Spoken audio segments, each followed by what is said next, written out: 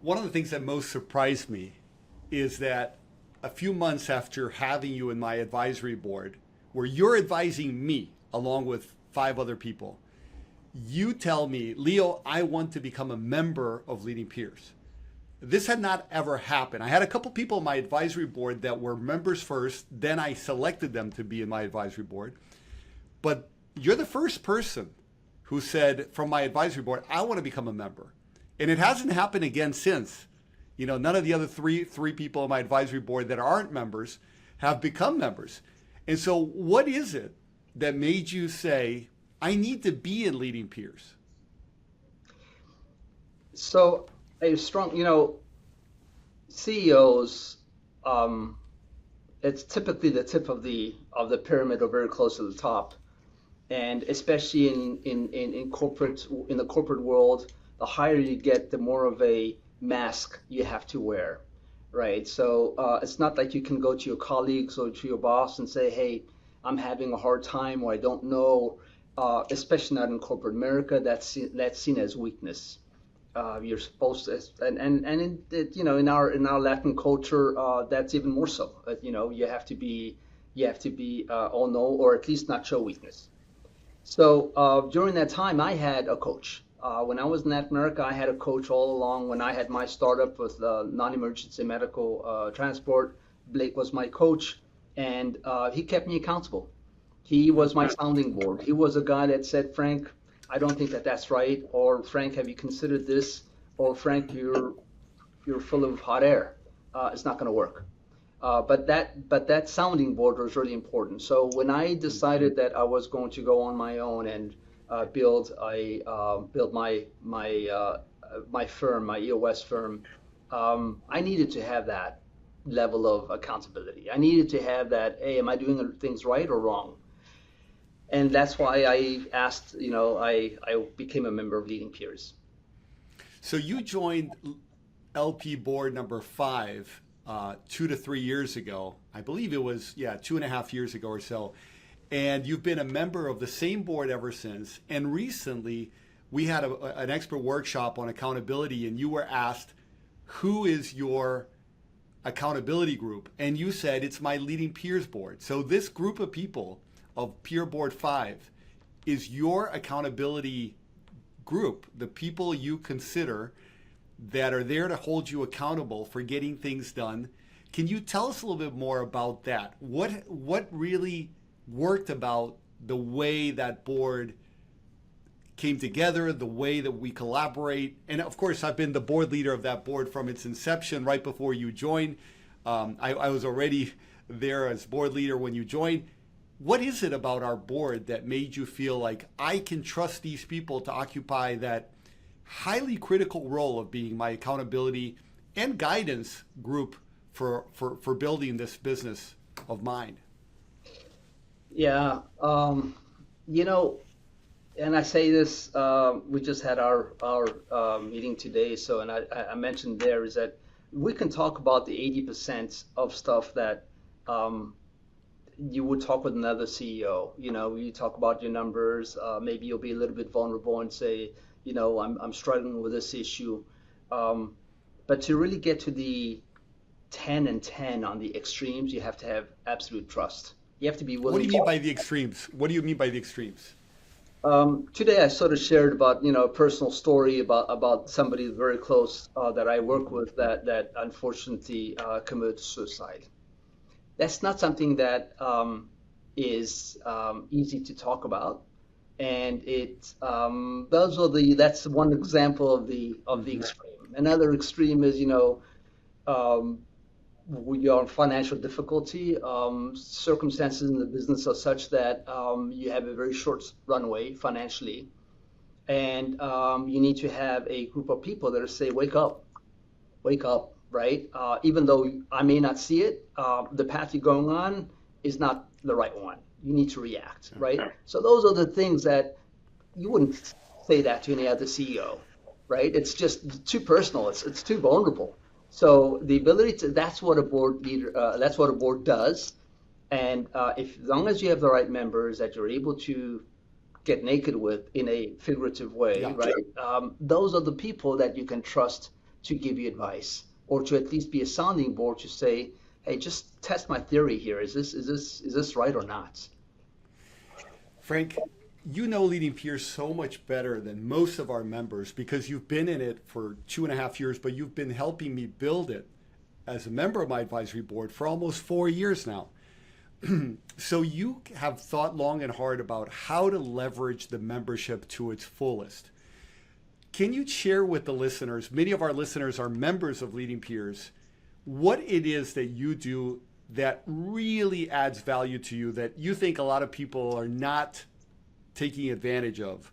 Some of those, call it secrets, that you're happy to pass on to others on how to get the most value out of the membership. It could be in the peer board or it could be in other spaces. Tell us those 2 or 3 pearls that you've identified that are of massive value and a lot of people are not taking advantage of. Yeah. I think that we have to really invest a lot of time, not time physically, but mental time and emotional time in the peer board. I think that that's where the magic happens, right? That's where you are willing to say and not only speak from a position of accountability, but also from having empathy. By the way, the members, and this only happens if you have the right people in the room. But so that's my number one, is really dig deep into that and hold yourself accountable. Come in prepared, come in willing to disclose, to talk about things. I've had some terrible months. Okay, why? And really go into it because we show our numbers, right? We show our top line, our bottom line, and we see the trends. And a lot of these scorecards we sort of developed together. But the idea is that, we have accountability. And if you're willing to ask or be open to be asked the right questions or the hard questions, I think that that's number one. You'll get so much more from our time invested there. The second I would say is you have some excellent workshops. The workshops are the quality of the people that give the workshops and speak from experience. You come out with nuggets, gold nuggets of what, hey, I could implement this. And looking at it from a learning perspective, I think that's the second thing that is really good to extract. And the third thing is really the networking, the breakfast that you have. So those happen 3 or 4 times a year. I think it's 3 times a year. And that's where you have the opportunity of meeting other people and really sitting around a table of, again, but new people, new members, and asking questions. And the way you set it up is fantastic because we ask questions and we go around the table and really get to know more people from an intimate in an intimate setting rather than just a general networking. Let's have a beer, have wine, and it's more superficial kind of conversations. The questions are made so that you ask the questions that are deep, and that's good. So those 3 things are the things that I think are important to leverage and dig deep in order to get the full value of leading peers. Great advice, and I completely agree with you. So I know that what you do for a living is to help other CEOs, other entrepreneurs, working with them and their teams. And before we get into the vision of your company and a little bit more into that, I wanted to get a sense of when you're on the receiving end of that and you're receiving guidance or you're receiving accountability, an accountability check-in from a member of your peer board. Is there one instance that comes to mind as an example of so many that we've had?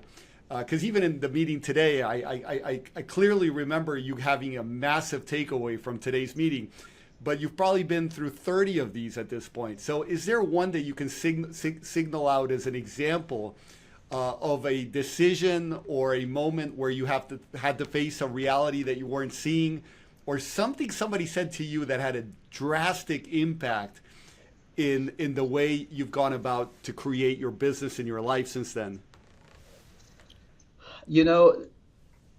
About 2 months ago, I've been leading peers for 2.5, 3 years, as you mentioned, and we had this one particular board member that asked me to devise a business plan that would 10x my revenue. And I got to tell you, I'm at the point where I was like, I'm not sure I want to put that much effort. I know what effort takes to build a business, and I'm not sure I want to do that again. It's going to take a lot of effort. And I sort of took the challenge. It's sort of who we are as CEOs. I think in a generality, but so I built a business plan. Now I have to execute on it. So and that business plan really made me think long and hard about what do I want to do. What not only what do I want to do, but what legacy do I want to leave. Right. I'm second or third chapter in my life. And I want to think about, okay, what is it that I want to do? I've always believed that I will never stop working because I believe that the day you stop working is the day your mind goes to mush. Um, I believe that family is the ultimate wealth. There is no better wealth in the world. That doesn't come in a bank account, and it's not on a note. It's the legacy that you leave. So what do I want to do? How do I 10x my business thinking about those core values that I just shared?